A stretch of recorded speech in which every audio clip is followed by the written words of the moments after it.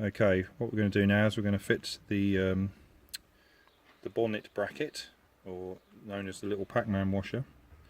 What we need to do is rotate this inside this hole here. As you can see, you've got a bigger washer in a small hole.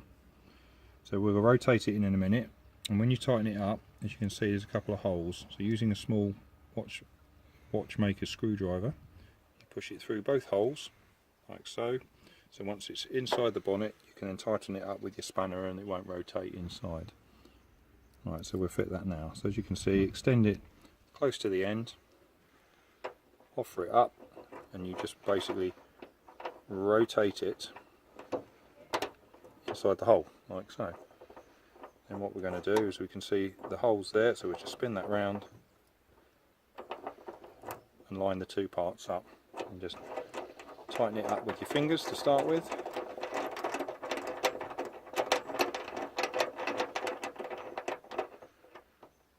Like so.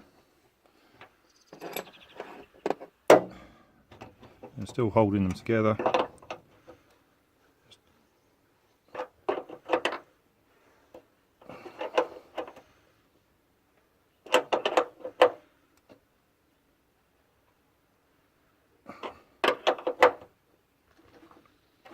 And there you have it.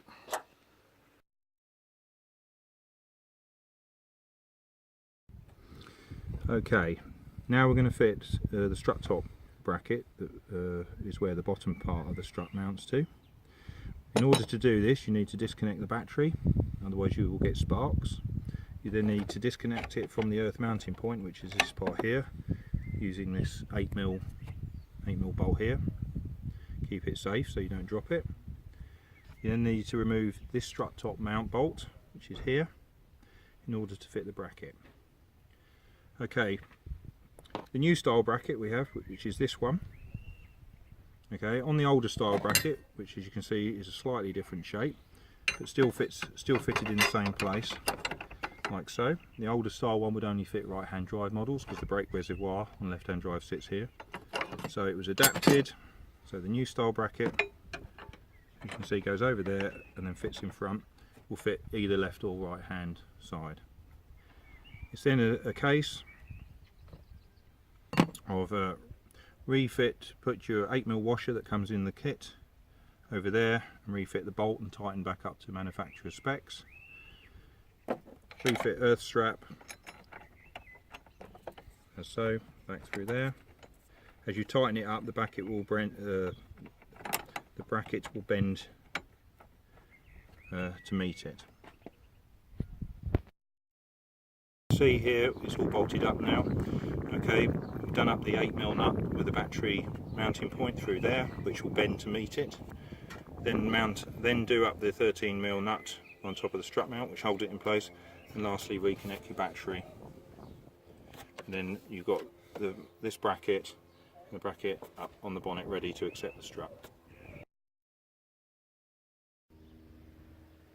Okay, now we're going to fit the strut. Okay, and this end, the short end goes up to the bonnet, or the thin end goes to the bonnet, and the fat end goes down to the bottom, so it's going to look like this when it goes on. Fit the bonnet end first, because it will be easier to reinsert the clips later on, and it's a case of push it on, and then the clip, you find the two little holes,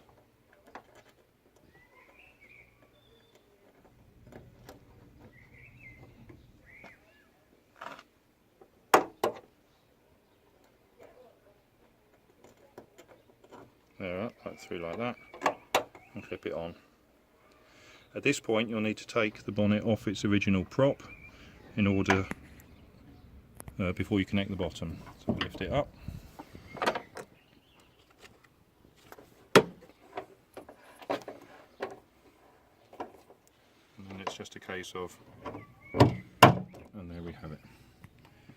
Reinsert the clip on the bottom.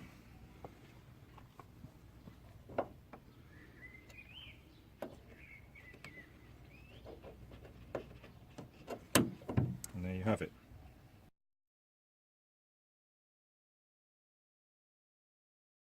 The last stage of fitting this kit is to adjust the bonnet height. Because of the double floating helix hinge that Ford fitted to this vehicle, it has no fixed point, which is why when you fit this kit it lifts ever so slightly on this corner. So what I'm going to do now is show you how to adjust this to realign this panel cap to drop down. Okay, right, to adjust the bracket, or to adjust the bonnet to lower it back down, there's two bolts. There's one here and there's one back here. Basically you only need to loosen these ever so slightly just to give you enough movement to pull the hinge up. The way to remember it, you want to pull the hinge bracket up where it bolts to the inner front wing up slightly at the front, just by 3mm. If you pull the bracket up at the front, the bonnet will go down. If you push it down at the front, the bonnet will go up, which is a simple way to remember it. Okay, so what I've done is I've pre-loosened these.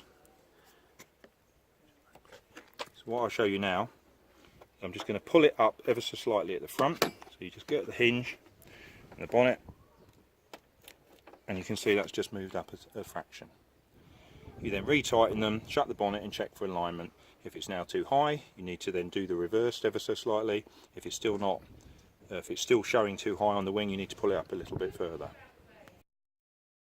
Okay, you can see we've adjusted the height correctly now, so we've got a nice panel gap, but the gap's moved up. So I'll now show you need to move the two bolts on the bonnet forward a few mil so that the gap this side equals the gap on the opposite side.